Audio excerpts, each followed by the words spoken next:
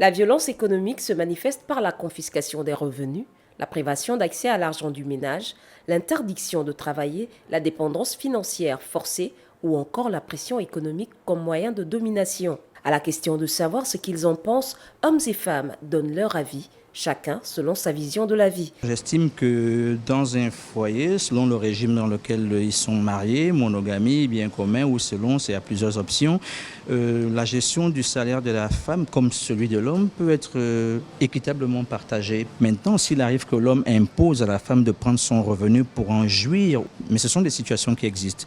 Et moi, je pense qu'il y a des femmes qui l'acceptent très bien sans forcément que l'homme l'oblige, ou alors il y a des hommes qui l'imposent aux femmes. Et c'est à ce moment que l'on peut parler de violence. À mon avis, je ne pense pas que l'homme devrait prendre le salaire de la femme. Ou du moins, ils peuvent s'arranger à faire des compromis, mais diriger le salaire de l'autre, je dirais que c'est méchant. Pour Kaleopi Eloué, responsable d'une association de protection des victimes de violences, la violence économique constitue souvent la première étape d'un cycle plus large, autant chez les hommes que les femmes. Vous savez, lorsqu'on parle des VBG, on peut dire que c'est la féminisation. Dans notre centre, nous recevons les hommes victimes de violences, mais vous savez, les hommes sont un peu phallocrates. Et ils ont cette allure, on sait déjà que l'homme est chef de famille. Et venir dénoncer, parfois, ce n'est pas chose facile.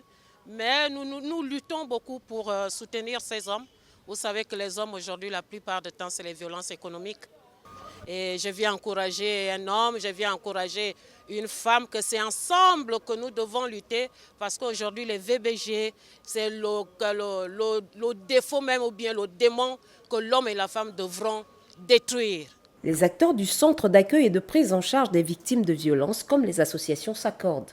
La violence économique reste méconnue, sous-déclarée et souffre d'un manque de sensibilisation. Ils appellent à créer des mécanismes de soutien financier pour les victimes, mais surtout encourager hommes et femmes à briser le silence autour de ce type de violence.